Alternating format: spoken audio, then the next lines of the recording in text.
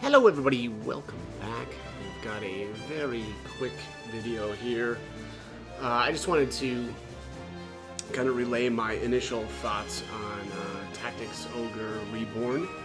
I've actually played the Tactocs Ogre on the PSP, and I didn't actually play it for very long.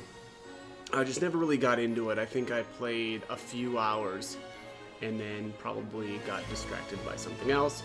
I did, from what I did play, I actually enjoyed the story, but I just didn't continue on with it. And so one of the things that I, obviously did was here. I picked up the Tactocs Ogre Reborn then for Steam when that came out. Whatever, was that a couple weeks ago? And so I've been playing it a little bit, but I wanted to kind of talk about some things that I have already noticed that I don't really like about the changes. Now, there actually is a lot that I have liked though as well. The menus just seem to be a lot, I don't know, better and like easier to use, and they put actually in a little bit of, yeah, I don't know, I guess it just looks a little bit nicer, right? But yeah, some of the things that I don't like though are these buff cards. These are terrible. I've got a real problem these days about these tactical games and just having tons and tons of RNG involved. And this is exactly what these are. They randomly appear, and there doesn't seem to be much of a rhyme or reason as to what pops up and where. So you've got all these different ones. So like this is a increased physical attack card.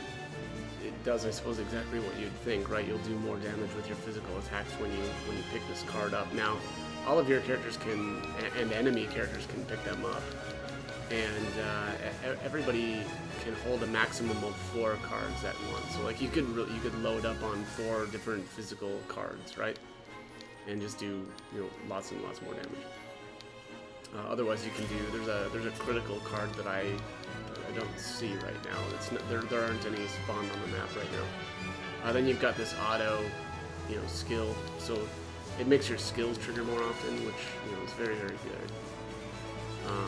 And then you've got like this red card down here, so it says destroy all buff cards currently held.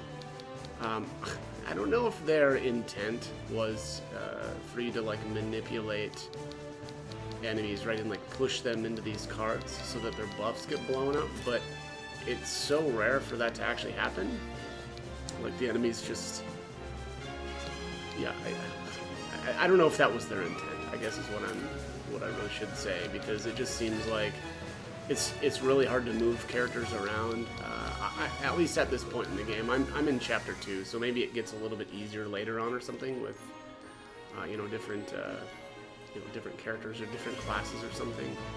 But as of right now, when you crit enemies, it'll push. Well, not always, but I shouldn't say that. There are just times where you'll hit an enemy and it'll push them back, and so like, okay, if you can get this lined up, great. But again, it's so rare when that actually happens that that almost can't even be like one of their intents, right?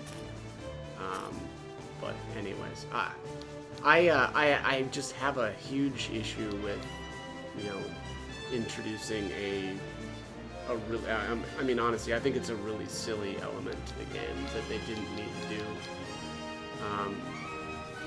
do. At least with the auto skill card, it's not so bad, but one of the things that I've noticed happen is, a lot of these maps you'll have a boss type character, and especially if they're like a berserker or something, that's some class that's going to do actually a decent amount of damage. If they pick up like a physical card or a crit card, they'll almost one-shot your characters. Even with decent gear, your characters can still potentially just get one-shot by the finishing moves. And so I don't know, it's probably at the end of the day not that big of a deal if you're not trying to do like a no incapacitation challenge, which is what I've been doing. But if they pick up a crit card or a physical card or both, year, it's not going to be doable anymore, because if they get a hold of one of your characters, they just wipe them out. So I don't really like this at all.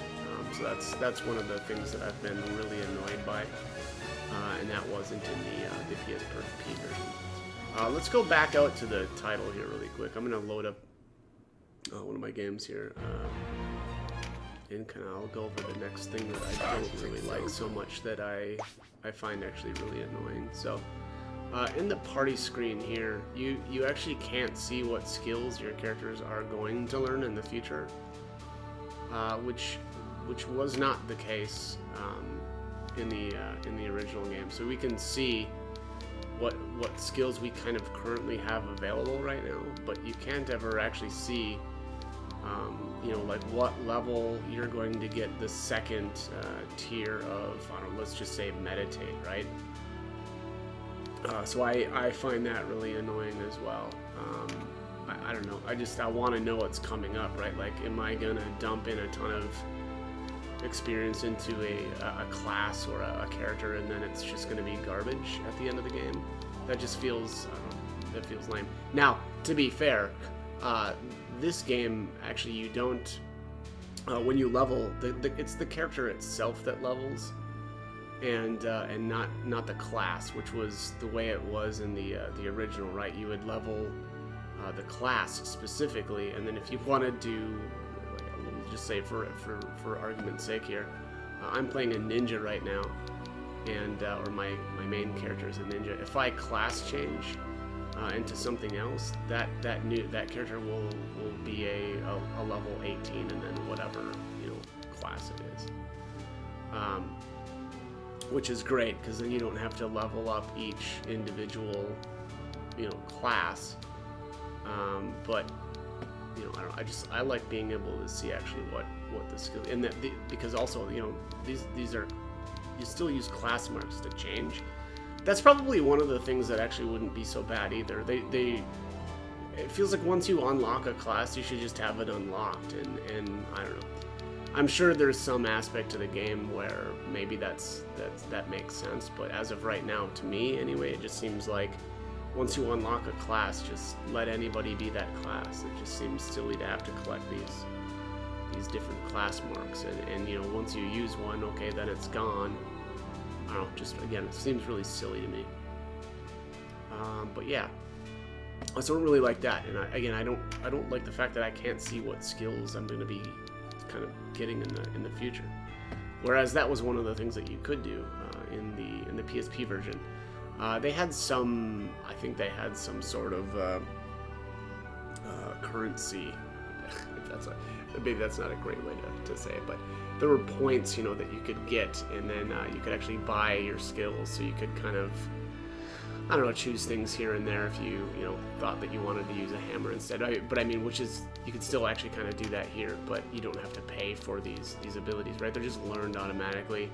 Aside from, you know, you can see here my hammer is at level 1 because I've never used a hammer on this character, and so actually, unfortunately, you know, you do still have to like level up your weapon skills, but some of this other stuff though, like smoke screen, that's going to be automatically leveled up once it ranks up, which my understanding here is it's just like based on your level. So I don't know. Again, I think that there's that's actually probably my biggest. Well, aside from the buff cards, the buff cards are my biggest gripe. But the second one is not being able to see what skills like a class is going to be able to learn. I can probably just look them up, but I mean, why is that not a part of the menu? Why is there not a menu option where I can just do that? But yeah, I mean, that's pretty much been my two bigger ones so far.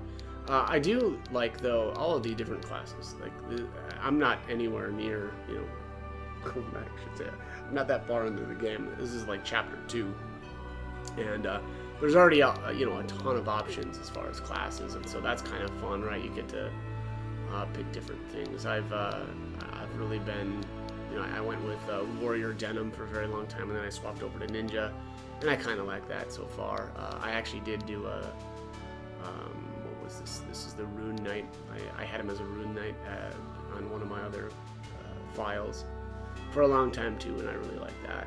They're just very flexible. But and then you've got all kinds of monsters. You know, the monsters in this actually seem like they're a lot better than Final Fantasy Tactics, which is, you know, I typically always compare these games, the tactical-based RPGs, to Final Fantasy Tactics because that's my favorite one, and it really does feel though like the monster units in this game are significantly better and more useful. It was very, very rare when I was playing Tactics that I ever used a monster in this game. It seems like I usually take a dragon, at least one dragon, to every battle that I go into. So yeah. So anyways, that's kind of been my initial thoughts. Not really sure if I'll do guides on this or not. I feel like I probably will eventually, but you know, probably more when I get a little bit more familiar with how the game actually works and get a little bit kind of deeper into it. But we'll see. So anyways, that's going to be it. That's my initial thoughts on Tactics Ogre Reborn. You know, okay so far. I kind of like the story as well, but there's been some things that I have a real problem with, which is especially those buff cards. Those very, very much are annoying. So anyways, that's going to be it for this one. As always, hope the guide was helpful. Thanks for watching.